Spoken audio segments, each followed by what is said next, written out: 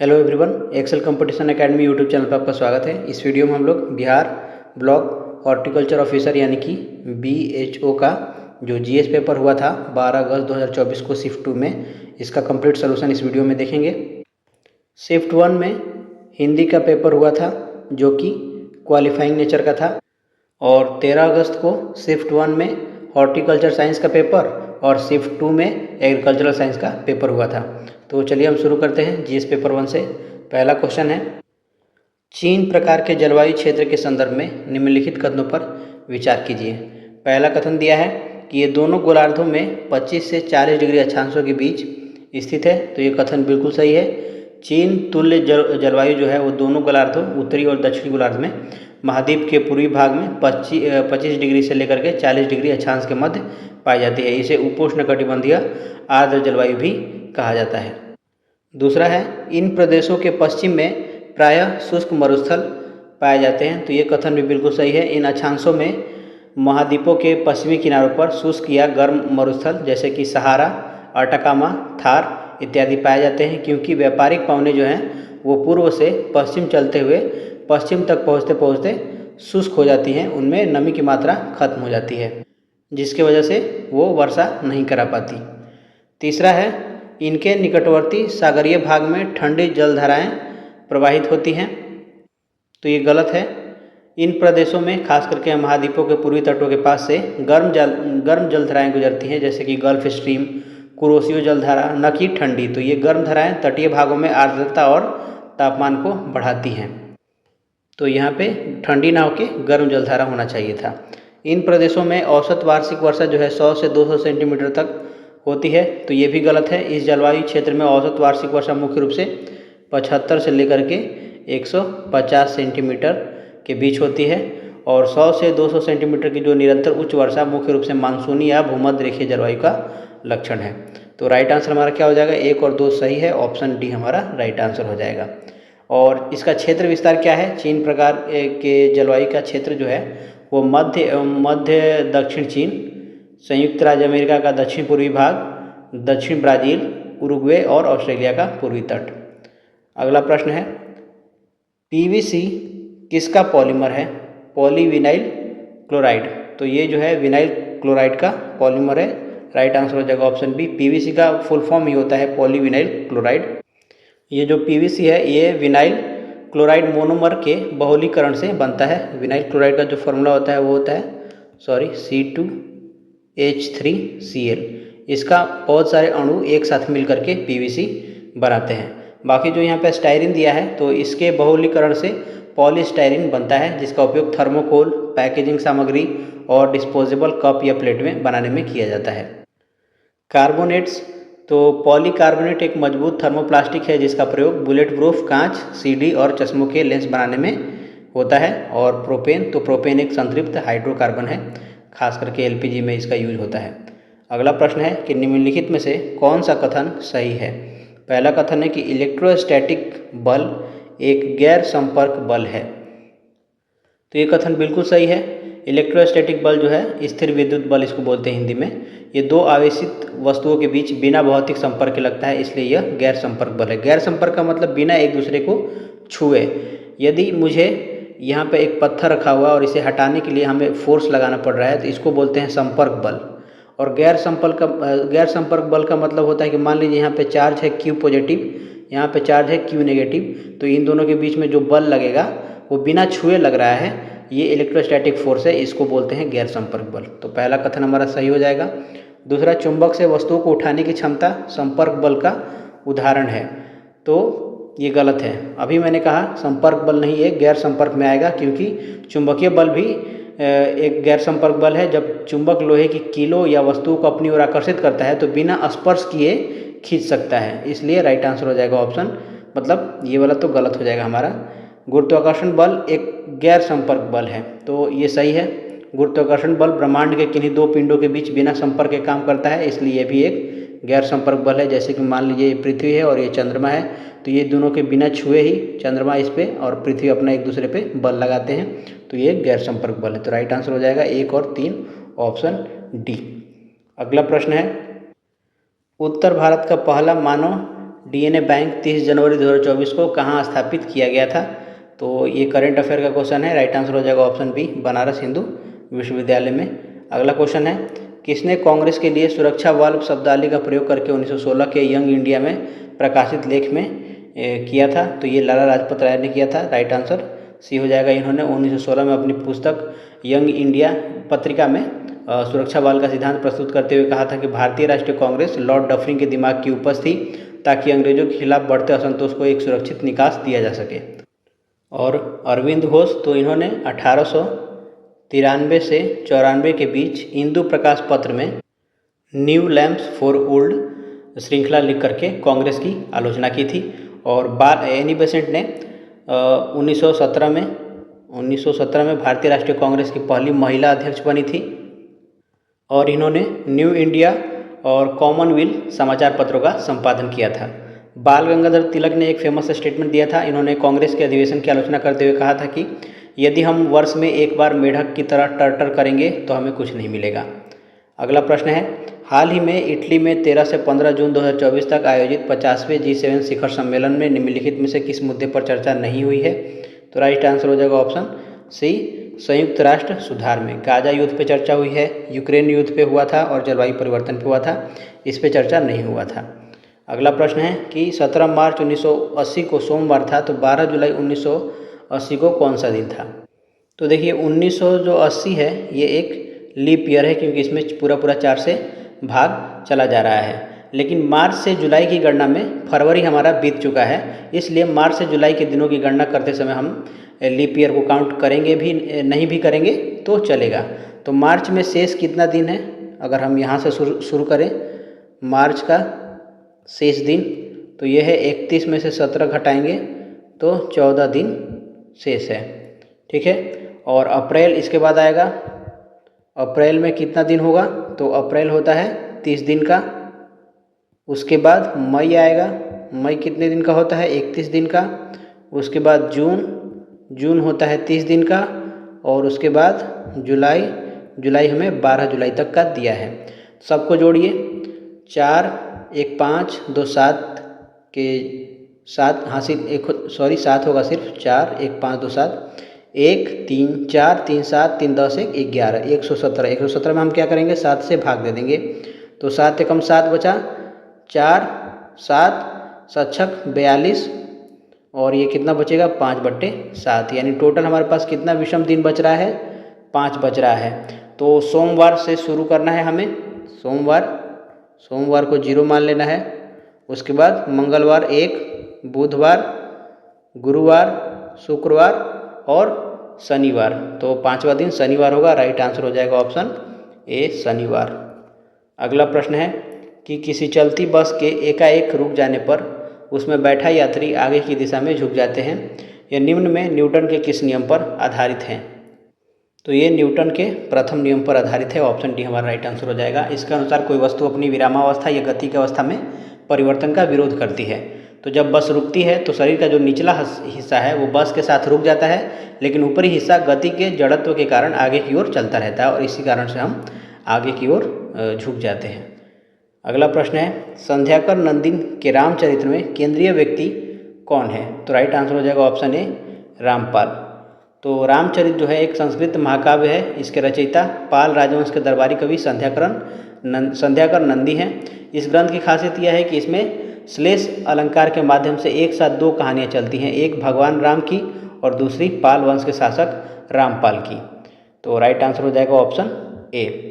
अगला प्रश्न है कि ऋषि सुनक ने यूनाइटेड किंगडम के प्रधानमंत्री के रूप में किसकी जगह ली है? तो राइट आंसर हो जाएगा लीज ट्रस की, ऑप्शन ए। तो लीज ट्रस यूके के इतिहास में सबसे कम समय मात्र 45 दिन तक प्रधानमंत्री रहीं। उनके इस्तीफे के बाद ऋषि सुनक अक्टूबर 2022 में यूके के 97वें प्रधानमंत्री बने थे। अगला प्रश्न है कि नीरा नहर किस राज्य में स्थित है? तो नीरा नहर जो है वो महाराष्ट्र राज्य में स्थित है। ऑप्शन सी हमारा राइट आंसर हो जाएगा। ये महाराष्ट्र के पुणे और सतारा जिलों में नीरा नदी पर बनी है। क्वेश्चन है कि वह विषम कौन सा है जो समूह से संबंधित नहीं है? तो देखिए फिजिक्स में जो भौतिकी में है, प्रकाश के 3 प्राथमिक रंग माने जाते हैं। एक होता है रेड, ब्लू, RGB। तो रेड, ग्रीन एंड ब्लू, ये तीनों क्या है, प्राथमिक रंग है। तो R, G एंड B हो गया। पीला जो है प्राथमिक रंग में नहीं आता है, तो राइट आंसर क्या हो जाएगा, ऑप्शन ए हो जाएगा। अगला प्रश्न है कि 2023 में किस देश के सर्जनों ने दुनिया का पहला आनुवंशिक रूप से संशोधित सूअर का हृदय मानव में सफलतापूर्वक प्रत्यारोपित किया है? तो ये राइट आंसर हो जाएगा ऑप्शन डी, USA ने किया है। नेक्स्ट क्वेश्चन है कि निम्न में से कौन से प्रकार के कांच में सेरियम एवं अन्य दुर्लभ मृदा पाई जाती है जो बहुत अधिक पराबैंगनी विकिरण को अवशोषित करते हैं? तो राइट आंसर हो जाएगा ऑप्शन डी, क्रुक्स कांच। तो क्रुक्स कांच जो है इसमें सेरियम ऑक्साइड और दुर्लभ मृदा तत्व मिलाए जाते हैं। यह हानिकारक पराबैंगनी किरणों को अवशोषित कर लेता है। इसका उपयोग मुख्य रूप से धूप के चश्मे के लेंस बनाने में किया जाता है। फ्लिंट कांच जो है इसमें लेड ऑक्साइड होता है, PbO। इसमें क्या बताया था मैंने, इसमें बताया था CeO2 यानी सेरियम ऑक्साइड। तो लेड ऑक्साइड जो है इसका अपवर्तनांक उच्च होता है, इसलिए इसका उपयोग लेंस, प्रिज्म और ऑप्टिकल उपकरण में होता है। पायरेक्स कांच तो यह उष्मारोधी होता है। इसका उपयोग जो है प्रयोगशाला के उपकरण जैसे कि बीकर, टेस्ट ट्यूब, परख नली और ओवन के बर्तन बनाने में किया जाता है। क्राउन कांच क्या है, तो ये पोटेशियम ऑक्साइड और बेरियम ऑक्साइड से बनता है। इसका उपयोग चश्मों के साधारण लेंस बनाने में होता है।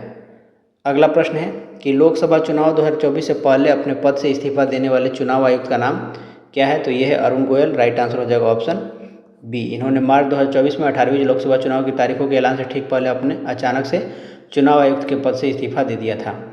अगला प्रश्न देखिए, निम्नलिखित में से कौन सा ध्रुवीय भालू का सच्चा गुण है?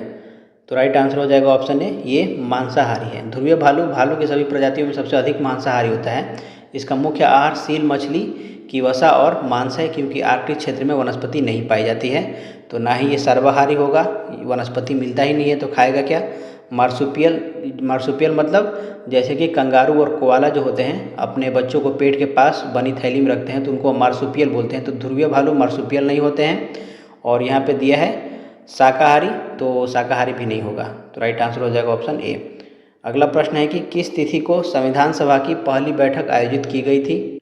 तो ये किया गया था 9 दिसंबर 1946 को। राइट आंसर ऑप्शन बी हो जाएगा। इस बैठक में डॉक्टर सच्चिदानंद सिन्हा को सभा का अस्थायी अध्यक्ष चुना गया था। अगला प्रश्न है कि निम्नलिखित विकल्पों में से सही युग्म हमें चुनना है। पहली पंचवर्षीय योजना सेवा पर ध्यान केंद्रित करना, तो ये गलत है। पहली पंचवर्षीय योजना कृषि विकास पर आधारित थी, एग्रीकल्चर पर आधारित थी, ना कि सेवा पर। और ये किस मॉडल पे था? तो हैरोल्ड डोमर मॉडल पे आधारित है, हैरोल्ड डोमर मॉडल। दूसरा है चौथी पंचवर्षीय योजना वैश्वीकरण पर ध्यान केंद्रित करना, तो ये भी गलत है। इसका मुख्य ध्यान स्थिरता के साथ विकास और आत्मनिर्भर था। तीसरा है दूसरी पंचवर्षीय योजना उद्योग पर ध्यान केंद्रित करना, तो ये बिल्कुल सही है। इसका मुख्य उद्देश्य था तीव्र औद्योगिकरण और भारी उद्योग यानी कि बुनियादी उद्योगों पर ध्यान केंद्रित करना। और इसी दौरान भिलाई, राउरकेला और दुर्गापुर स्टील प्लांट स्थापित हुए थे इसी पंचवर्षीय योजना के दौरान। और ये PC महालनोबिस मॉडल पर आधारित थी, महालनोबिस। अगला प्रश्न है, अगला ऑप्शन है कि तीसरी पंचवर्षीय योजना, तो तीसरी पंचवर्षीय योजना मजदूरी वस्तुओं पर ध्यान केंद्रित करना, तो ये गलत है। तीसरी पंचवर्षीय योजना जो थी इसका मुख्य उद्देश्य कृषि और गेहूं के उत्पादन में सुधार करना था। तो राइट आंसर हमारा क्या हो जाएगा? ऑप्शन सी हो जाएगा, सही युग्म है। नेक्स्ट क्वेश्चन है कि विजयनगर साम्राज्य के 300 बंदरगाह होने और विभिन्न क्षेत्रों के साथ वाणिज्यिक संपर्क स्थापित करने के बारे में किसने बयान दिया था? तो ये अब्दुल रजाक ने दिया है। राइट आंसर हो जाएगा ऑप्शन बी। तो फारस के शासक शाहरुख का राजदूत था ये अब्दुल रजाक। इसने 1442 से 43 के आसपास संगम वंश के शासक देवराय द्वितीय के शासनकाल में विजयनगर की यात्रा की थी। किसके शासनकाल में? तो देवराय द्वितीय के शासनकाल में। उसने अपनी पुस्तक मटला उत्सादौन में लिखा कि विजयनगर साम्राज्य में 300 से अधिक बंदरगाह थे। अगला प्रश्न है कि जब वृत्त की त्रिज्या 20% बढ़ा दी जाती है तो उसका क्षेत्रफल क्या होगा? बढ़ जाएगा कितना %? तो 20% को क्या लिख सकते हैं? 1/5 लिख सकते हैं। यानी कि मूल त्रिज्या कितनी थी? 5, इसको बढ़ा दिया गया कितना? 1 बढ़ाया गया है, तो 5 1 6 हो गया है। और हमारा एरिया क्या होता है? वृत्त का क्षेत्रफल जो होता है एरिया पाई r² होता है, तो ये कितना हो जाएगा? 25 पाई हो जाएगा। और ये ए डैश बराबर क्या होगा पाई आर डैश स्क्वायर, तो ये 36 पाई हो जाएगा। हमें परसेंटेज चेंज इन क्षेत्रफल निकालना है, तो क्या करेंगे, नए वाले में से पुराने वाले को घटाएंगे और बटे में पुराना वाला इंटू 100, तो 36 पाई माइनस 25 पाई बटे में 25 पाई इंटू 100, तो 25 चौके 100 हो जाएगा। पाई कॉमन ले लेंगे ऊपर तो कैंसिल हो जाएगा, तो 36 में से 25 जाएगा तो कितना बचेगा, ये 11 होगा और बाहर 4 है तो 11 चौक 44%। राइट आंसर हो जाएगा ऑप्शन बी। अगला प्रश्न है कि भौतिकी के विद्युत चुंबकत्व एवं प्रकाशिकी क्षेत्रों के एकीकरण के लिए कार्य का श्रेय निम्न में से किस वैज्ञानिक को दिया गया। तो राइट आंसर होगा James clerk Maxwell, option D. इन्होंने 1865 ईस्वी के आसपास मैक्सवेल के समीकरण का प्रतिपादन किया था, जिससे सिद्ध हुआ कि विद्युत चुंबकत्व और प्रकाश तीनों एक ही परिघटना के विभिन्न रूप है, जिन्हें विद्युत चुंबकीय तरंगे यानी इलेक्ट्रोमैग्नेटिक वेव कहा गया। अगला प्रश्न है, हाल ही में किस मुस्लिम बहुल देश ने हिजाब यानी महिलाओं के लिए सिर ढकने वाला कपड़ा के उपयोग पर इसे विदेशी परिधान करार देते हुए प्रतिबंध लगाने वाला कानून पारित किया है। तो ये है ताजिकिस्तान। राइट आंसर हो जाएगा ऑप्शन ए। तो जून 2024 में मध्य एशियाई देश ताजिकिस्तान की संसद की ऊपरी सभा ने राष्ट्रीय संस्कृति और परंपराओं की रक्षा का हवाला देते हुए हिजाब और अन्य विदेशी धार्मिक कपड़ों पहनने पर औपचारिक रूप से प्रतिबंध लगा दिया है। अगला प्रश्न है कि फर्श टाइल्स बनाने के लिए प्रयुक्त मेलामाइन किसका उदाहरण है। तो इसका राइट आंसर क्या होगा, ऑप्शन बी हो जाएगा थर्मोसेटिंग प्लास्टिक। तो ये ऐसा प्लास्टिक है जिसे एक बार किसी सांचे में ढाल दिए जाने पर गर्म करके दोबारा नर्म या रिसाइकल नहीं किया जा सकता। मेलामाइन और बेकेलाइट थर्मोसेटिंग प्लास्टिक के सबसे बेहतरीन उदाहरण है। मेलामाइन है और बेकेलाइट भी कभी कभी पूछ देता है। अगला प्रश्न देखिए, न्यूनतम आवश्यकताओं और प्रभावी उपभोग मांग के अनुमानों पर टास्क फोर्स का गठन कब किया गया था। तो राइट आंसर हो जाएगा ऑप्शन बी 1979। भारत में गरीबी रेखा के निर्धारण के लिए योजना आयोग द्वारा वाई के अलग समिति का गठन 1977 में किया गया था, जिसने अपनी रिपोर्ट 1979 में सौंपी थी और इसमें कुछ महत्वपूर्ण सिफारिश भी की थी। इसमें सिफारिश किया गया था कि ग्रामीण क्षेत्र के लिए 2400 कैलोरी प्रति व्यक्ति प्रतिदिन, और ये किसका था, ग्रामीण के लिए था। और शहरी के लिए कितना था, शहरी क्षेत्र के लिए ये था 2100 कैलोरी प्रति व्यक्ति प्रतिदिन, पर पर्सन है, मैन मतलब पर्सन यहाँ पे याद रखिएगा। तो राइट आंसर होगा ऑप्शन ए। अगला प्रश्न है, लोयस मृदा की उत्पत्ति में निम्न में से कौन सा कारक उत्तरदायी है। तो वायु प्रक्रम। राइट आंसर हो जाएगा ऑप्शन डी। लोयस बहुत ही बारीक पीले रंग की उपजाऊ मिट्टी होती है, जो हवा द्वारा दूर दूर के रेगिस्तानों से उड़ा करके लाए गए धूल के कणों के निक्षेपण से बनती है। जैसे चीन का जो लोयस का पठार है, इसका विश्व प्रसिद्ध उदाहरण है। हिमानी प्रक्रम के द्वारा क्या क्या बनता है, तो टील बनता है और हिमोड़, जिसको मोरेन बोलते हैं। तो दो चीज़ें बनती हैं यहाँ पे। अगला प्रश्न, आहार नाल में अंगों द्वारा स्रावित कौन सा रस वसा के पाचन में महत्वपूर्ण भूमिका निभाता है। तो राइट आंसर हो जाएगा option A bile juice, pancreatic juice. तो बाइल जूस मतलब पित्तरस के बारे में बात कर रहा है। तो यह यकृत द्वारा स्रावित होता है और वसा का पायसीकरण करता है। बड़ी वसा बूंदों को छोटी बूंदों में ये तोड़ता है पित्तरस। और जो पैंक्रियाटिक जूस है, जिसको अग्नाशयी रस बोलते हैं, इसमें लाइपेज एंजाइम होता है जो पायसीकृत वसा को फैटी एसिड और ग्लिसरॉल में पचाता है। नेक्स्ट क्वेश्चन है, ग्रेफाइट निम्न में से किसका अपरूप है। तो ग्रेफाइट जो है ये कार्बन का अपरूप है। राइट आंसर हो जाएगा ऑप्शन डी। इसका उपयोग कहाँ कहाँ होता है ग्रेफाइट का, तो पेंसिल की लेड में, परमाणु रिएक्टर में मंदक के तौर पे और शुष्क स्नेहक के रूप में। और कार्बन के और भी बहुत सारे अपरूप हैं, जैसे कि हीरा जो है ये भी कार्बन का ही अपरूप है, सबसे कठोर पदार्थ है। और एक है बकमिंस्टर फुलेरिन, ये है C60 बकीबॉल जो जिसको बोलते हैं। और एक होता है ग्राफीन। ये सब के सब कार्बन के अपरूप हैं। अगला प्रश्न है कि दिए गए शब्दों को एक तार्किक क्रम में व्यवस्थित कीजिए। तो जो हमें ये दिया गया है, ये सभी एक पारिस्थितिक तंत्र की मैदानी घास के मैदान की खाद्य श्रृंखला को दर्शाता है। तो देखिए, जो घास है, ये घास ये हमारा प्राथमिक उत्पादक है, ठीक है। उसके बाद कौन आएगा, तो प्राथमिक उपभोक्ता। घास कौन खाता है, तो घास खाता है टिड्डा, तो ये दूसरे नंबर पे आएगा। ये पहले नंबर पे, ये दूसरे नंबर पे। टिड्डा को कौन खाता है, तो मेंढक, ये द्वितीयक उपभोक्ता है, मांसाहारी है, तो ये तीसरे नंबर पे आएगा। मेंढक को कौन खाता है, तो सांप, सांप आएगा चौथे नंबर पे, और सांप को खाता है गरुड़, तो ये आएगा 5वें नंबर पे। तो राइट आंसर क्या होगा, 5 3 1 4 2, 5 3 1 4 2 ऑप्शन सी हो जाएगा राइट आंसर।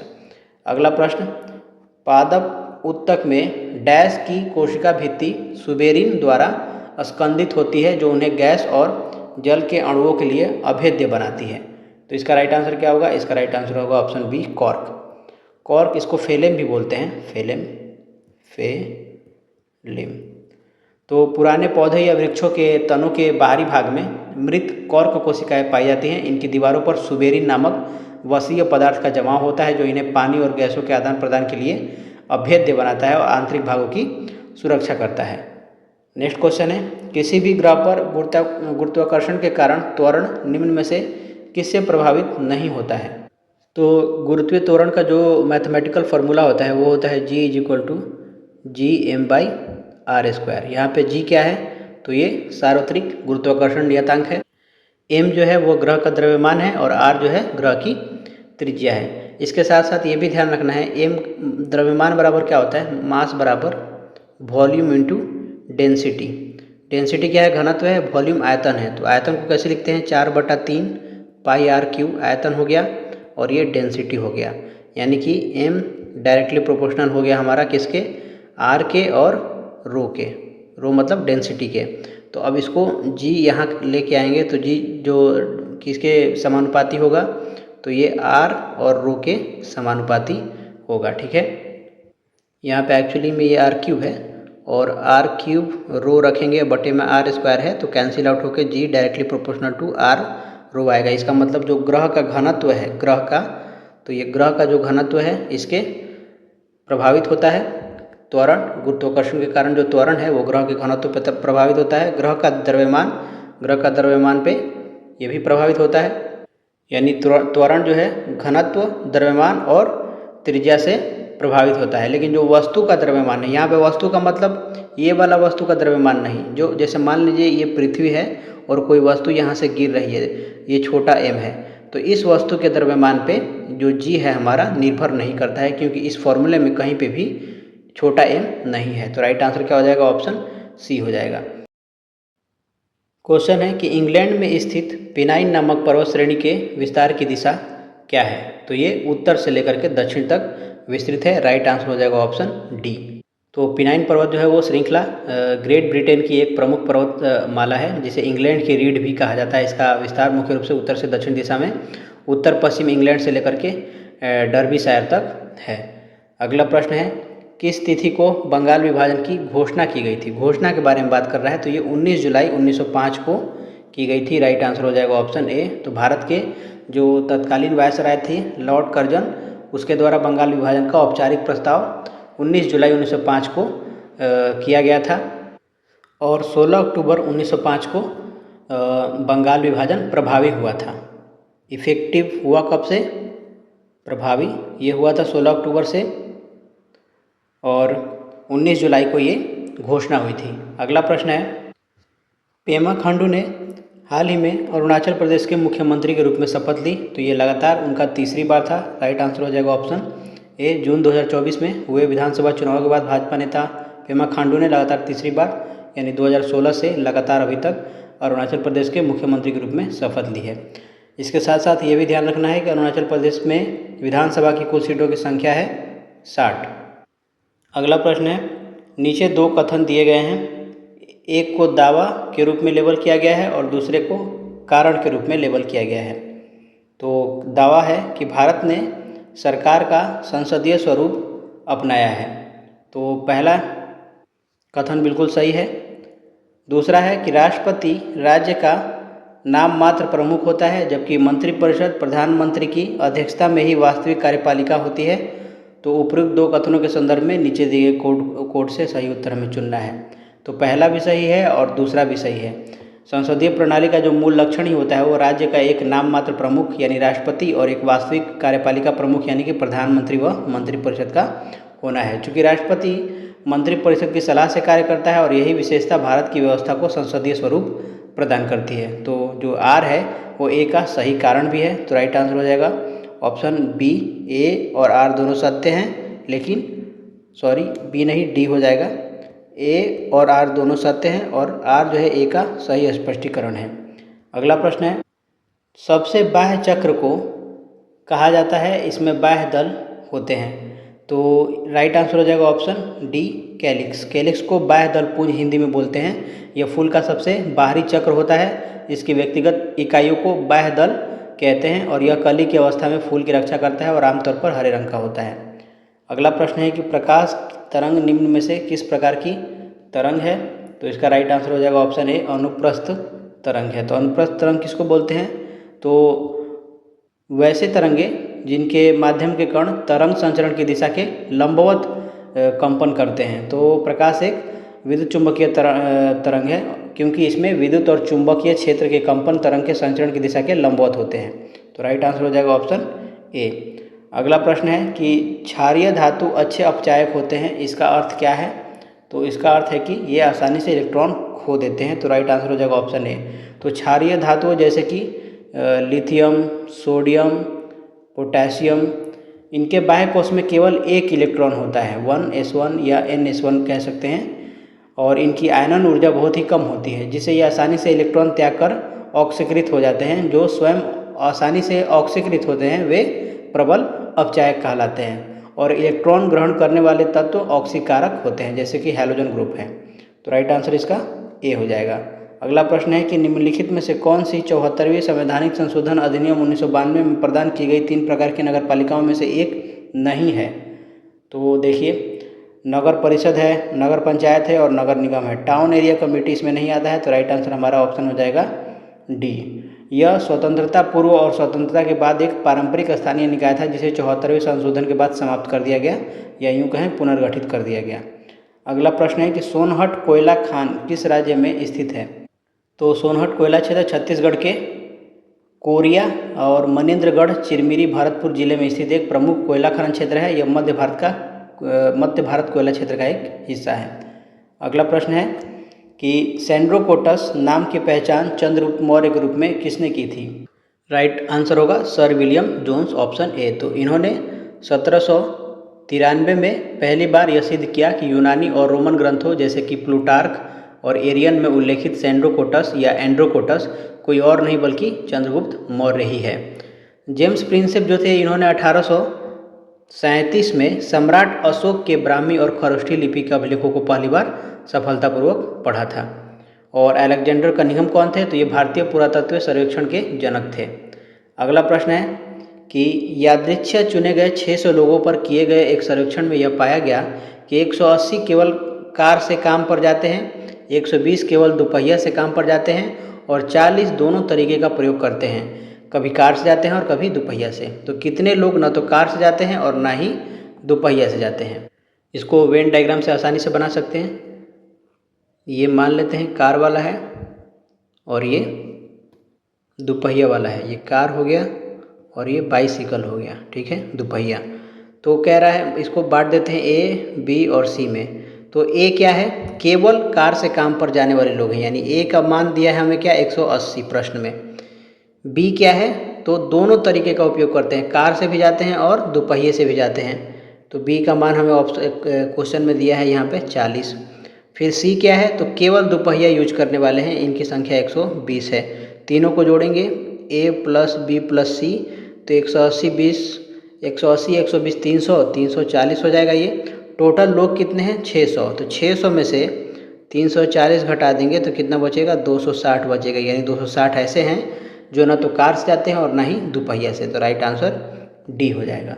नेक्स्ट क्वेश्चन है कि किस मुद्दे पर सूरत में भारतीय राष्ट्रीय कांग्रेस का विभाजन हो गया था, तो इसका राइट आंसर होगा ऑप्शन बी। हालांकि इसके तो विभाजन के बहुत सारे कारण थे, लेकिन मुख्यतः स्वदेशी हम यहाँ पे चूज कर सकते हैं। जैसे कि जो सूरत अधिवेशन हुआ था 1907 में हुआ था, ताप्ती नदी के तट पर आयोजित कांग्रेस का ये 23वां अधिवेशन था, नरम दल और गरम दल इसमें विभाजित हुआ था। पहला कारण क्या था? स्वदेशी बहिष्कार और राष्ट्रीय शिक्षा के प्रस्ताव का विस्तार। तो इसमें गरम दल तिलक और जिसमें लाला लाजपत राय थे, स्वदेशी और बहिष्कार आंदोलन को पूरे देश में फैलाना चाहते थे, जबकि नरम दल इसे केवल बंगाल तक सीमित रखना चाहते थे। तो इस कारण से एक मतभेद हुआ। दूसरा था अध्यक्ष पद का विवाद। तो गरम दल लाला लाजपत राय या बाल गंगाधर तिलक को अध्यक्ष बनाना चाहता था, और जबकि नरम दल ने रास बिहारी घोष को अध्यक्ष चुन लिया था। तो इस कारण से भी एक मतभेद उत्पन्न हो गया था। तो ये दोनों मुख्य कारण थे।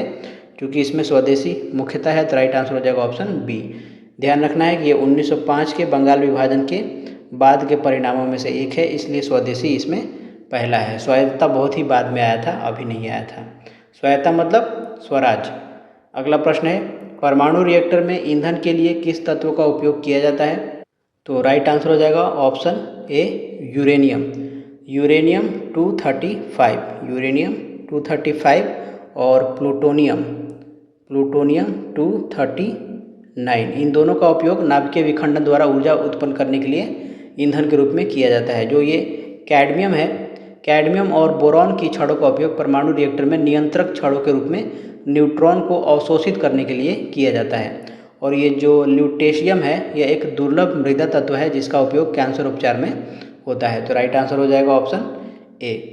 अगला प्रश्न है कि निम्न में से किस गैस का उपयोग तेल के ताज़ा नमूनों के लंबे समय तक भंडारण में किया जाता है? तो इसका राइट आंसर हो जाएगा ऑप्शन ए, हीलियम अथवा नाइट्रोजन।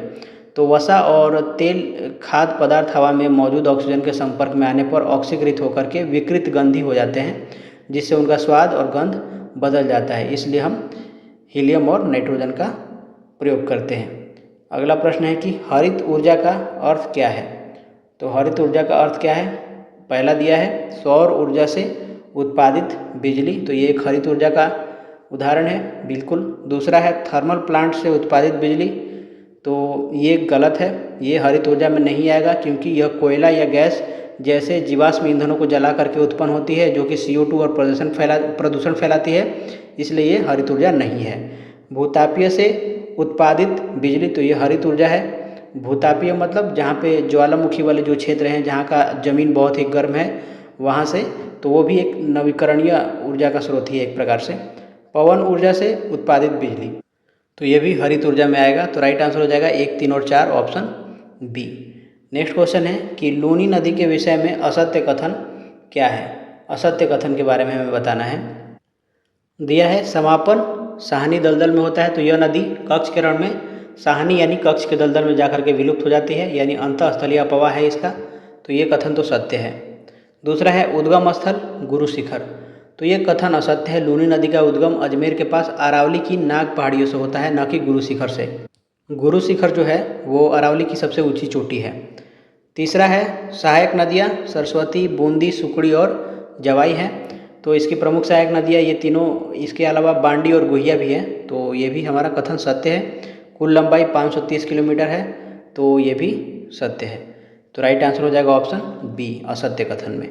अगला प्रश्न है भारत ने हाल ही में किस देश के साथ स्थानीय मुद्रा निपटान प्रणाली स्थापित करने के लिए समझौते पर हस्ताक्षर किए हैं? तो इसका राइट आंसर हो जाएगा ऑप्शन बी, संयुक्त अरब अमीरात के साथ। नेक्स्ट क्वेश्चन है कि किस वर्ष समाजवादी कांग्रेस दल का गठन किया गया था? तो समाजवादी कांग्रेस दल का गठन जो है वो 1934 में किया गया था, ऑप्शन हो जाएगा हमारा बी। और कांग्रेस समाजवादी पार्टी बोलते थे इसको। इसकी स्थापना मई 1934 में पटना बिहार में हुई थी, पटना बिहार में। और इसके पहले सम्मेलन की अध्यक्षता किसने की थी? आचार्य नरेंद्र देव ने, और जयप्रकाश नारायण इसके महासचिव थे। अगला प्रश्न, निम्नलिखित में से कौन 2024 में भारत रत्न का प्राप्तकर्ता नहीं है? 2024 का ये बात कर रहा है, तो 2024 के 5 भारत रत्न प्राप्तकर्ता है। पहला है कर्पूरी ठाकुर, दूसरा है लाल कृष्ण आडवाणी जी को दिया गया था, ये पूर्व प्रधानमंत्री थे। चौधरी चरण सिंह, इनको मरणोपरांत पूर्व प्रधानमंत्री थे ये भी।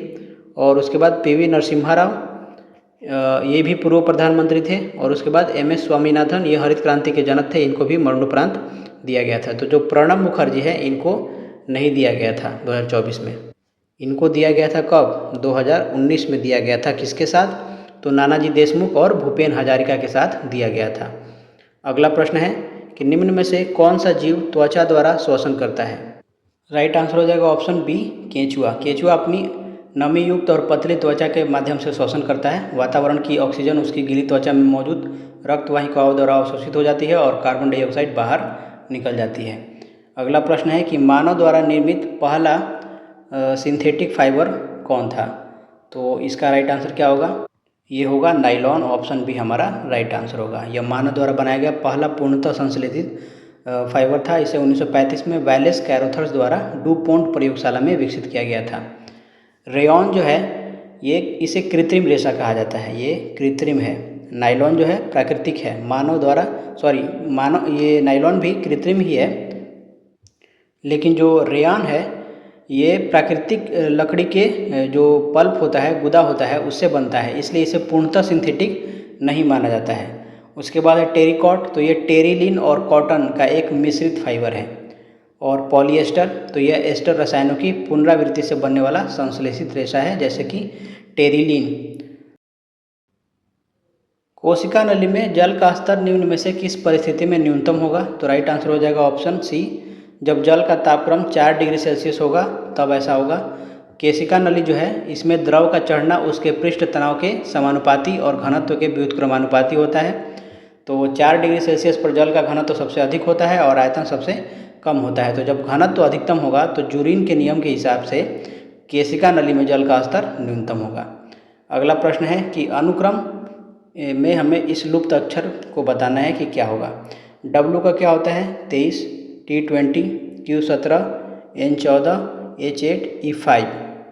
तो अब ध्यान देंगे तो सब में क्या हुआ है? -3 घटा है, इसमें भी -3, इसमें भी -3, और यहाँ पे जो संख्या है अगर यहाँ पे हम 11 रखते हैं तो -3 होगा, और 11 में से -3 घटाएंगे तो 8, 8 में से -3 घटेगा तो 5। तो राइट आंसर 11। 11 क्या होता है? J10, K11।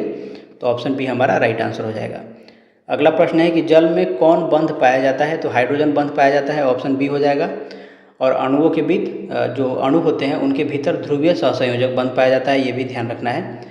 तो जल के विभिन्न अणुओं के बीच हाइड्रोजन बंध पाया जाता है। ऑक्सीजन की उच्च विद्युत ऋणात्मकता के कारण जल के अणु आपस में हाइड्रोजन आबंध द्वारा जुड़े रहते हैं, इसी कारण जल का क्वथनांक जो है वो उच्च होता है।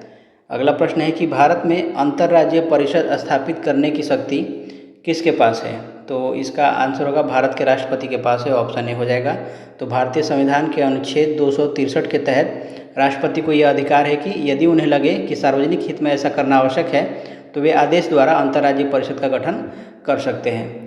पहली बार अंतर्राज्यीय परिषद का गठन 1990 में सरकारी आयोग की सिफारिश के आधार पर राष्ट्रपति के आदेश के द्वारा किया गया था।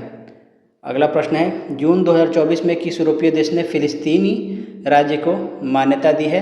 तो स्लोवेनिया ने मान्यता दी है। राइट आंसर हो जाएगा ऑप्शन डी। नेक्स्ट क्वेश्चन है किस संघ के प्राणियों में संधि युक्त पाद होते हैं? तो इसका राइट आंसर हो जाएगा ऑप्शन ए, आर्थ्रोपोडा। देखिए आर्थ्रो का मतलब होता है संधि या फिर जोड़, ठीक है, ज्वाइंट को बोलते हैं। पोडा का मतलब होता है पैर या पाद, तो संधि वाले पाद। तो इस संघ के जीवों का सबसे मुख्य गुण संधि युक्त पैर होना है। ये जंतु का सबसे बड़ा संघ है। उदाहरण कौन कौन से हैं इसके? तो कॉकरोच, झींगा, केकड़ा, मक्खी, तितली, बिच्छू। ये सूत्रकृमि दिया है, इसको बोलते हैं निमेटोडा। निमेटोडा। तो इसका उदाहरण है गोल कृमि जैसे कि एस्केरिस, और इनमें शरीर जो होता है ये बेलनाकार होता है। इकाइनोडर्मेटा, तो कांटेदार त्वचा वाले जीव को बोलते हैं इकाइनोडर्मेटा। इसमें इकाइनोडर्मेटा में आते हैं स्टारफिश और समुद्री अर्चिन, ये याद रखना है। स्टारफिश जो है ये इकाइनोडर्मेटा में आता है। मोलस्का, तो दूसरा सबसे बड़ा संघ है ये। कोमल शरीर वाले इसमें जीव पाए जाते हैं जैसे कि घोंघा और सीप और ऑक्टोपस। घोंघा, सीप और ऑक्टोपस। अगला प्रश्न है कि निम्न में से किस प्रकार के कोयले में अधिकतम कार्बन तत्व होता है? अधिकतम कार्बन तत्व, तो राइट आंसर हो जाएगा option A, anthracite, bituminous, lignite, पीट। एबीलिपी। तो एंथ्रासाइट सबसे ज़्यादा, इसमें लगभग 85 से 95% तक कार्बन की मात्रा होती है। उसके बाद आता है बिटुमिनस। बिटुमिनस में 60 से 80% तक कार्बन की मात्रा होती है। इसे व्यावसायिक कोयला भी कहा जाता है। भारत में सर्वाधिक कोयला बिटुमिनस ही पाया जाता है। और उसके बाद है लिग्नाइट कोयला, इसको बोलते हैं भूरा कोयला। भूरा कोयला ये 40 से लेकर के 55% तक इसमें कार्बन पाया जाता है, बाकी कुछ अशुद्धियाँ रहती हैं। उसके बाद है पीट, जो कि सबसे घटिया किस्म का कोयला होता है। ये 40% से कम होता है, इसमें 40% से कम कार्बन पाया जाता है। तो एंथ्रासाइट में सबसे अधिकतम कार्बन तत्व होता है। अगला प्रश्न है, संरचना या संगठन की दृष्टि से अंगारा लैंड नामक दृढ़ भूखंड का भाग नहीं है, तो इसमें से कौन सा है? तो अरब प्रायद्वीप राइट आंसर हो जाएगा ऑप्शन बी। तो प्राचीन काल में केवल एक विशाल भूखंड था जिसे पेंजिया कहा जाता था। ठीक है, ये पेंजिया था और चारों तरफ इसके समुद्र था, उसको पैंथालासा बोलते थे। चारों तरफ जो समुद्र था इसको पैंथालासा और इसको बोलते थे पेंजिया।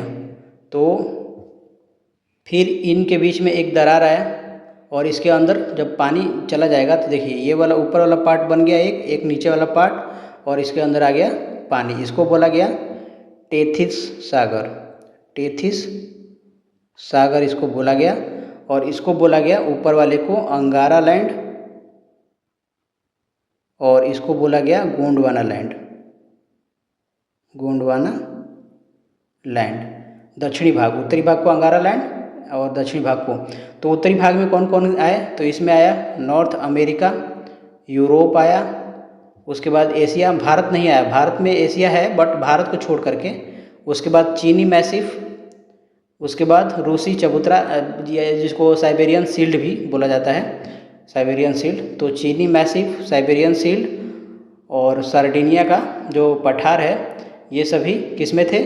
ये सब थे अंगारा लैंड में तीनों। बाकी जो अरब प्रायद्वीप है वो गोंडवाना लैंड में था। इसमें दक्षिण अमेरिका, साउथ अमेरिका महाद्वीप, अफ्रीका, उसके बाद अरब प्रायद्वीप और उसके बाद जो भारतीय प्रायद्वीप है इंडियन सब कॉन्टिनेंट ये भी था। इसमें ऑस्ट्रेलिया भी था और अंटार्कटिका भी था, ये गोंडवाना लैंड में था। तो राइट आंसर होगा हमारा अरब प्रायद्वीप जो है ये गोंडवाना लैंड का भाग है, ना कि अंगारा लैंड का। अगला प्रश्न है कि निम्नलिखित में से किसने विदेशी धरती पर इंडियन ओपिनियन नामक अखबार निकाला था? तो विदेशी धरती पर यानी कि महात्मा गांधी ने अफ्रीका में 1903 में दक्षिण अफ्रीका में इंडियन ओपिनियन नामक समाचार पत्र की शुरुआत की थी और इसके प्रथम संपादक थे मनसुख लाल। ये ध्यान रखना है, ये पूछ सकता है मे भी कभी। और यह अखबार गुजराती, हिंदी, तमिल और अंग्रेजी भाषाओं में प्रकाशित होता था। अगला प्रश्न है कि इंडो मलाया पर्वतमाला में सम्मिलित नहीं है, कौन सा सम्मिलित नहीं है इसमें से? तो राइट आंसर देखिए क्या होगा, ऑप्शन सी हो जाएगा, वियतनाम सम्मिलित नहीं है। तो इंडो मलाया जो द्वीप समूह है यह दक्षिण पूर्व एशिया में महाद्वीप और द्वीपीय पर्वत श्रृंखलाओं का समूह है। इसमें सुमात्रा, जावा, बोर्नियो, फिलीपींस और अंडमान निकोबार द्वीप समूह, जो कि जलमग्न आराकान यूमा पर्वत श्रेणी का ही दक्षिणी विस्तार है, शामिल होते हैं इसमें। बाकी वियतनाम जो है ये इंडो चाइना प्रायद्वीप के पूर्वी तट पर स्थित मुख्य भूमि का देश है और यह द्वीपीय मलाया पर्वतमाला श्रृंखला के अंतर्गत नहीं आता है। अगला प्रश्न है, राइबोसोम्स निम्न में से किस क्रिया का स्थान है? तो इसमें राइबोसोम में होता है प्रोटीन संश्लेषण। राइट आंसर हो जाएगा ऑप्शन डी। तो राइबोसोम की कोशिका को प्रोटीन फैक्ट्री कहा जाता है। यह mRNA के कोड को पढ़कर एमिनो एसिड से प्रोटीन का निर्माण करते हैं। बाकी जो वसा का संश्लेषण होता है ये कहाँ पे होता है? तो यह चिकनी अंतर्द्रवी जालिका यानी कि स्मूथ एंडोप्लाज्मिक रेटिक्यूलम SER में होता है वसा संश्लेषण, स्मूथ में। ठीक है, प्रकाश संश्लेषण आपको पता ही है क्लोरोप्लास्ट यानी हरित लवक में होता है। और श्वसन कहाँ होता है? तो ये माइटोकॉन्ड्रिया में होता है, या मुख्य रूप से माइटोकॉन्ड्रिया में होता है। राइबोसोम की खोज किसने की थी? तो जॉर्ज पैलेट ने की थी 1953 में। इसके साथ साथ ये भी ध्यान रखना है प्रोकैरियोटिक कोशिका में 70S राइजोम पाया जाता है और यूकैरियोटिक कोशिका में 80S राइबोसोम पाया जाता है। अगला प्रश्न है कि विश्व स्वास्थ्य संगठन WHO द्वारा वर्ष 2024 के लिए स्वास्थ्य संवर्धन हेतु प्रतिष्ठित नेल्सन मंडेला पुरस्कार किस संस्थान को प्रदान किया गया था? तो ये किया गया था निमहंस बेंगलुरु को, ऑप्शन हो जाएगा सी। अगला प्रश्न है कि 100 मीटर की दौड़ के लिए जब एक धावक शुरुआती रेखा से बाहर जाता है तो उस क्षण स्टॉप वॉच के सेकंड की सुई उत्तर की ओर इशारा करती है। जब वह 11 सेकंड के बाद समापन रेखा पार करता है तब सेकंड की सुई किस दिशा में होगी। तो देखिए पहले इसके लिए एक सर्किल बना लेते हैं। 100 मीटर की दौड़ है, ठीक है, और ये 11 सेकंड में इसे पूरा करता है।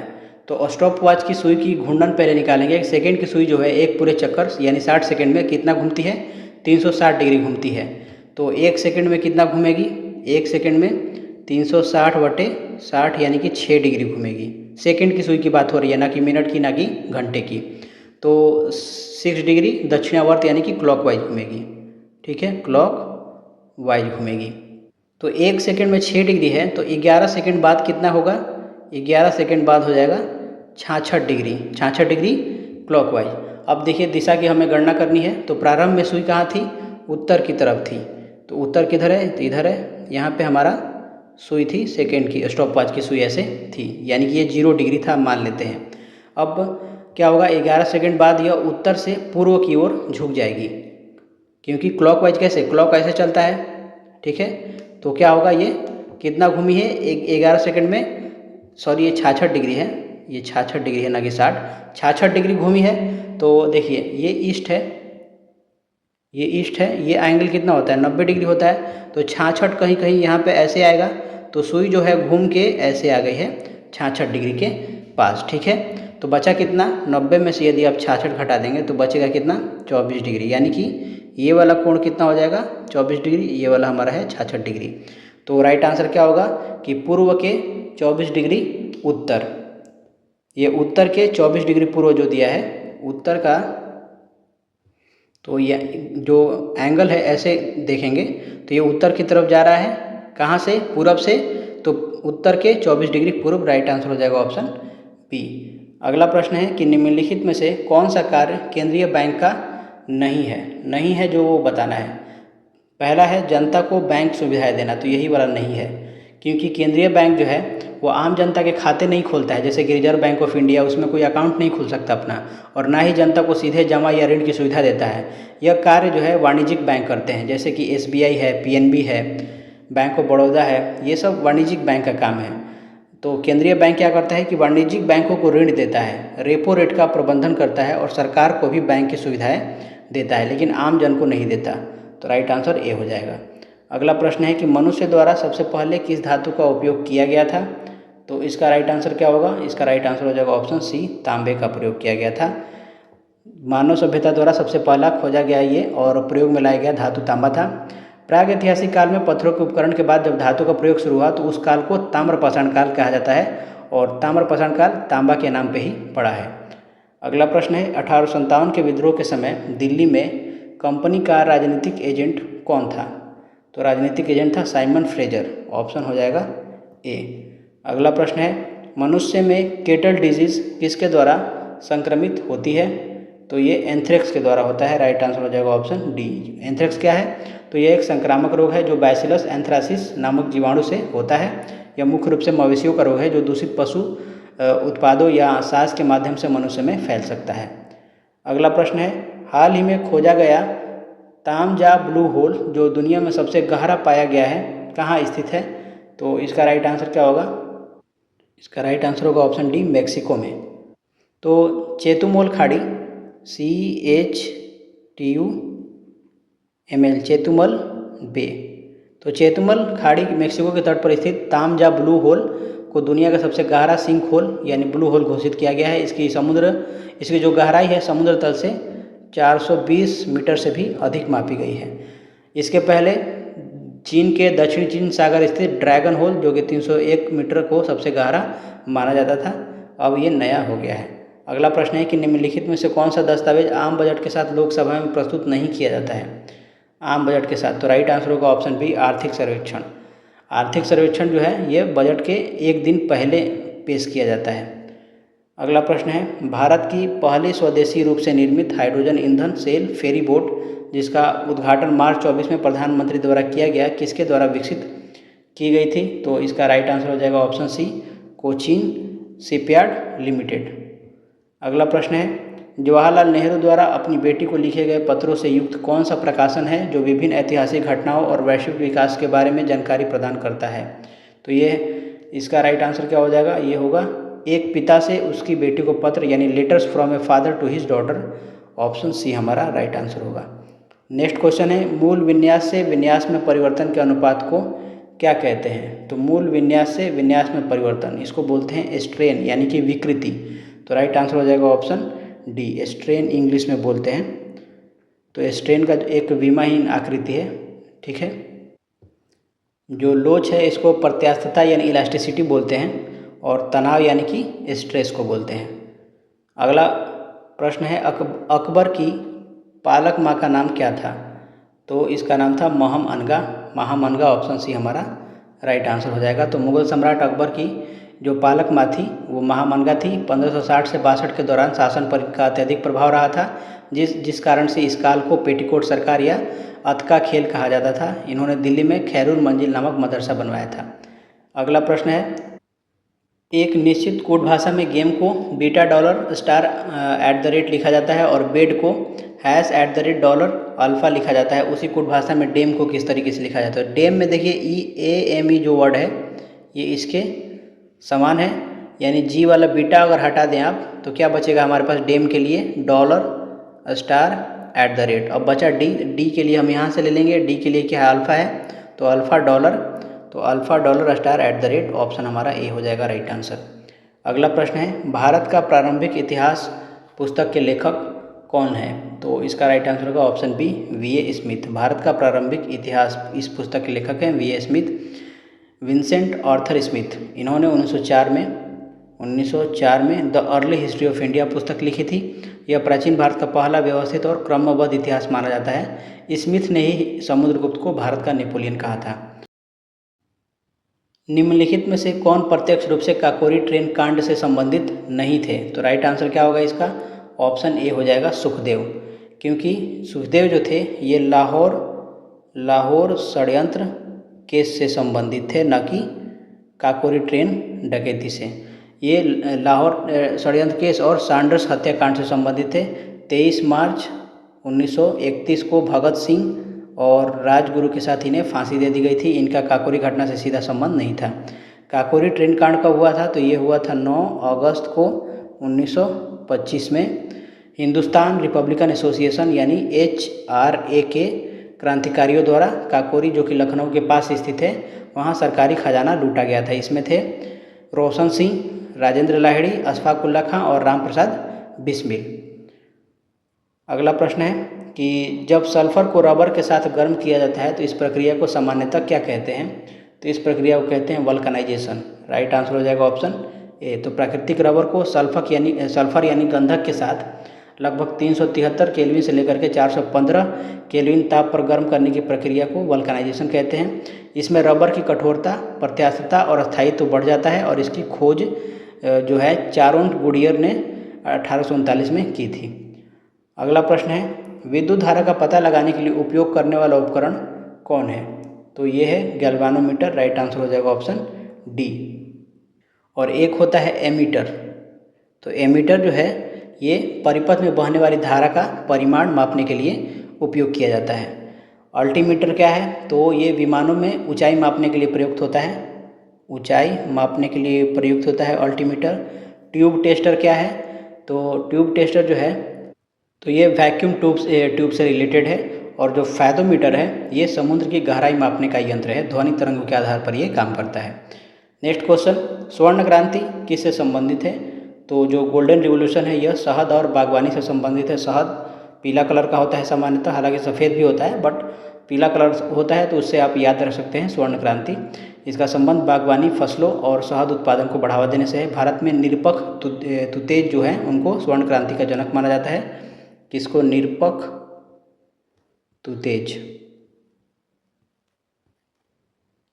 जो जूट है ये स्वर्ण फाइबर क्रांति जूट उत्पादन से संबंधित है। गोल्डन फाइबर रिवोल्यूशन अगर बोले तो जूट होगा। दालें जो हैं इसके लिए भी क्रांति नहीं हुई थी, बल्कि राष्ट्रीय खाद्य सुरक्षा मिशन के अंतर्गत आता है ये। और जो कीमती खनिज है पेट्रोलियम है ये ब्लैक रिवोल्यूशन यानी कृष्ण क्रांति के से संबंधित है। अगला प्रश्न, शक्तिकांत दास जो भारतीय रिजर्व बैंक के वर्तमान और 25वें गवर्नर के रूप में कार्यरत हैं, पहले वो क्या थे? तो वो थे, पहला दिया है सदस्य थे 15वें वित्त आयोग के, तो बिल्कुल सही है। वे एन.के. सिंह की अध्यक्षता वाले 15वें वित्त आयोग के पूर्णकालिक सदस्य थे।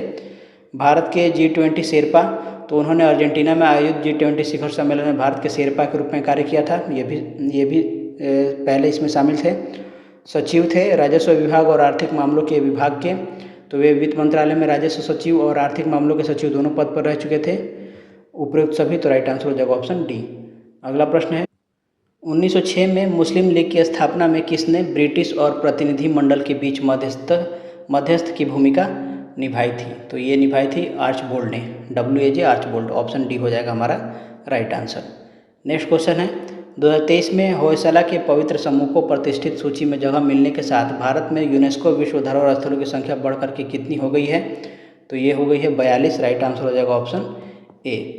नेक्स्ट क्वेश्चन है, 4 और 5 के बीच किस समय घड़ी की दोनों सुइयां एक साथ होंगी? ये प्रश्न बहुत बार BPSC या बिहार में जो भी एग्जाम होता है कहीं ना कहीं पूछ ही देता है। तो जब दोनों सुइयां एक साथ होती हैं तो उनके बीच का कोण जो होता है थीटा, वो क्या होता है? 0 डिग्री होता है। और एक फार्मूला आपको पता होगा, theta is equal to 30H minus 11/2m। जब किसी दो सुई के बीच के एंगल निकालना होता है तो यही करते हैं हम। चूँकि एंगल 0 डिग्री दिया है, ठीक है, H हमारा डिसाइड करना है। 4 और 5 दिया है। मान लीजिए ये घड़ी है, ठीक है, और ये 4 है यहाँ पे और ये 5 है। तो यहाँ से जब घड़ी जाएगी मिनट वाली और ये घंटे वाली, तो इसके बीच में ही कहीं ओवरलैप होगा, यानी कि 4 से 5 तो नहीं क्रॉस करेगा, यानी कि 4 बज के कुछ मिनट होगा। हमेशा ऑप्शन में 4 बजकर कुछ मिनट ही रहेगा। यानी H जो हमें मिल गया ये 4 घंटा मिल गया। मिनट क्या है हमें निकालना है। तो जब मॉड्यूलस हटाते हैं ना तो यहाँ पे प्लस माइनस आता है, तो प्लस माइनस थीटा होगा 30H माइनस 11/2m। तो यहाँ से m बराबर क्या लिखेंगे? 11/2m बराबर 30H माइनस प्लस या प्लस माइनस थीटा। तो यहाँ से m होगा 2/11 theta H plus minus theta, 30H plus minus theta. H का मान क्या है? 4 है, तो 30 गुने 4, और थीटा का मान क्या है? तो 0 है। तो ये हो गया 2/11 गुने 4 3 12 का 120 हो जाएगा। तो 120 दूनी 240 बट्टे में 11, तो 11 दूनी 22, बचेगा कितना? 2, 11 कम 11 9 20, यानी 9/11। तो 4 बज करके 21 मिनट 9/11 मिनट पर ये होगा। तो राइट आंसर हो जाएगा ऑप्शन ए। अगला प्रश्न है कि निम्न में से कौन सा कथन सत्य है? पहला कथन दिया है कि पौधे सूर्य के प्रकाश से ऊर्जा को कार्बोहाइड्रेट के रूप में संग्रहित भोजन में परिवर्तित करते हैं। तो ये कथन सही है। पौधे प्रकाश संश्लेषण द्वारा सौर ऊर्जा को रासायनिक ऊर्जा के रूप में संचित करते हैं। पौधों में क्लोरोफिल पाया जाता है, तो ये भी सत्य है। प्रकाश संश्लेषण प्रक्रिया के लिए पौधों की पत्तियों में हरा वर्णक क्लोरोफिल पाया जाता है। पौधों की कोशिकाओं में कोशिका भित्ति नहीं होती है, तो ये गलत है। पादप कोशिकाओं में कोशिका भित्ति पाई जाती है जो सेल्यूलोज की बनी होती है। जंतु कोशिकाओं में कोशिका भित्ति नहीं होती है, ठीक है। तो ये उल्टा यहाँ पे कर दिया, इसलिए ये गलत हो गया। तो पहला और दूसरा हमारा राइट आंसर हो जाएगा ऑप्शन सी। अगला प्रश्न है कि मराठों के दौरान सरे नौबत की उपाधि किसने धारण की थी? तो ये धारण की थी मुख्य सैन्य अधिकारी को दिया जाता था सरे नौबत। राइट आंसर हो जाएगा ऑप्शन ए। तो अष्टप्रधान में सेनापति या प्रधान सेनापति को सरे नौबत कहा जाता था। इसका मुख्य कार्य सेना की भर्ती, संगठन और अनुशासन बनाए रखना था। अगला प्रश्न है 28 मार्च 2024 को अंतर्राष्ट्रीय न्यायालय ने निम्नलिखित के एप्लीकेशन से संबंधित मामले में इजराइल के खिलाफ अतिरिक्त अंतिम उपायों का आदेश दिया था।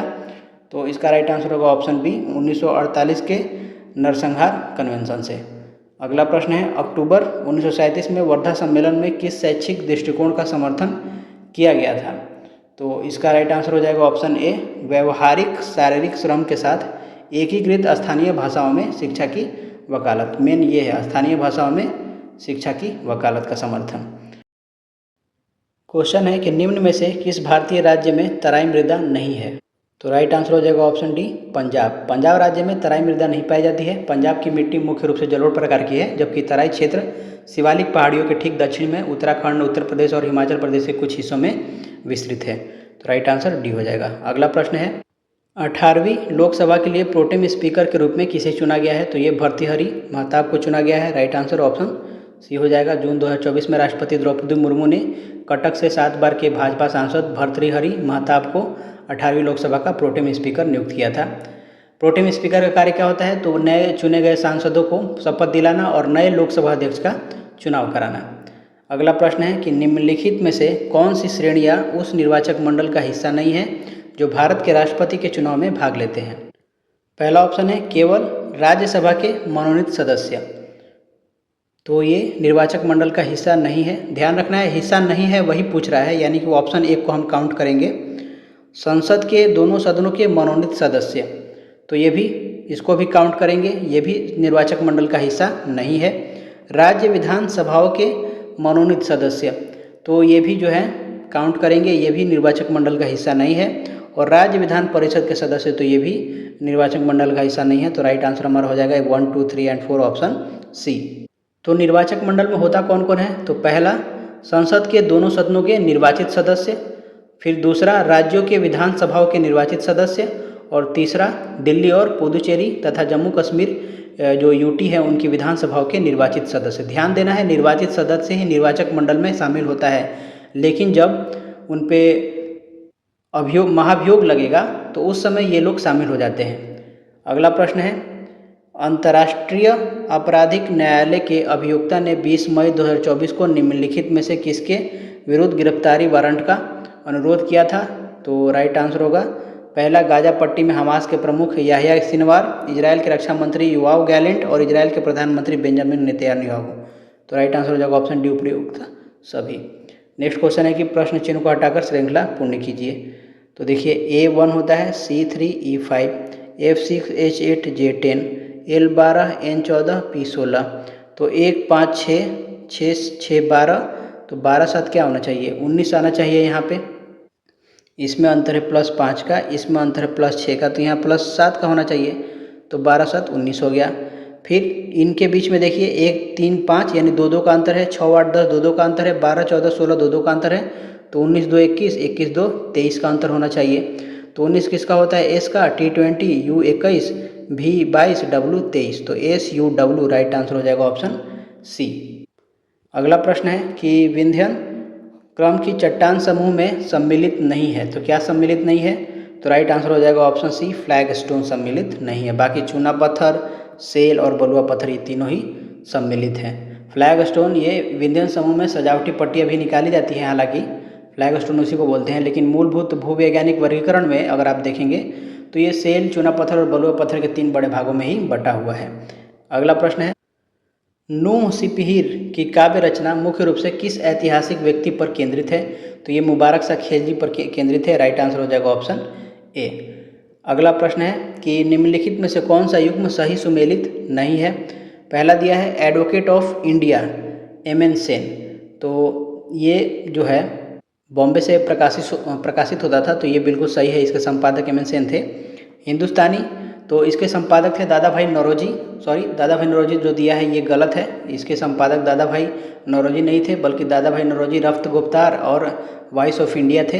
हिंदुस्तानी के जो संपादक थे ये थे प्रसाद वर्मा, जो कि लखनऊ के थे, प्रसाद वर्मा। ठीक है, दादा भाई नौरोजी रफ्त गुफ्तार या रफ्त गुफ्तार लिखा रहता है, और वॉइस ऑफ इंडिया। बंगाली, तो ये SN बनर्जी, राष्ट्रीय चेतना फैलाने वाला प्रमुख पत्र था ये, तो ये सही है। और सुधारक जो है गोपाल कृष्ण गोखले, ये भी सही है। अगला प्रश्न है एमीटर परिपथ के साथ किस तरीके से जुड़ा होता है? तो ये श्रृंखला सीरीज में जोड़ते हैं इसको। राइट आंसर हो जाएगा ऑप्शन सी। और जो वोल्ट मीटर है उसको समानांतर क्रम में जोड़ा जाता है, ये ध्यान रखना है। अगला प्रश्न है निम्न में से कौन सा हरी शैवाल का उदाहरण है? ग्रीन शैवाल, तो क्लैमाइडोमोनास को बोलते हैं। राइट आंसर हो जाएगा, ये क्ले है, क्लैमाइडोमोनास, ऑप्शन ए हो जाएगा राइट आंसर। तो ये क्लेरोफाइसी वर्ग का एक कोशिकीय जीव है, इसमें क्लोरोफिल A और B पाया जाता है। इसके और भी उदाहरण है, जैसे एस्पाइरोगाइरा है, वॉलवॉक्स है, कारा है, ये सभी इसमें आते हैं। अगला प्रश्न है कि निम्नलिखित में से कौन सबसे लंबे समय तक लोकसभा का सदस्य रहा है? लंबे समय तक, तो ये थे इंद्रजीत गुप्ता। राइट आंसर हो जाएगा ऑप्शन डी। तो भारतीय कम्युनिस्ट पार्टी के दिग्गज नेता इंद्रजीत गुप्ता 11 बार लोकसभा सदस्य चुने गए हैं, 1960 से लेकर के 2001 तक। केवल 1977 का ये चुनाव हारे थे। वे भारत के गृह मंत्री भी रह चुके हैं ये। और अटल बिहारी वाजपेयी जो है ये 10 बार लोकसभा और 2 बार राज्यसभा के सदस्य रहे हैं। पीएम सईद जो हैं ये भी 10 बार लक्षद्वीप से लोकसभा सदस्य चुने जा चुके हैं। और सोमनाथ चटर्जी हैं ये भी 10वीं बार लोकसभा सदस्य रह चुके हैं और 14वीं लोकसभा के अध्यक्ष भी थे। अगला लास्ट क्वेश्चन है कि 2023 का नोबेल शांति पुरस्कार नरगिस मोहम्मदी को उन्हें किस क्षेत्र में कार्य के लिए प्रदान किया गया? तो इसका राइट आंसर हो जाएगा ऑप्शन ए, महिला अधिकार वाले क्षेत्र में, ऑप्शन ए। तो इस वीडियो में बस इतना ही था। मिलते हैं अगले वीडियो में, तब तक के लिए धन्यवाद। जय हिंद।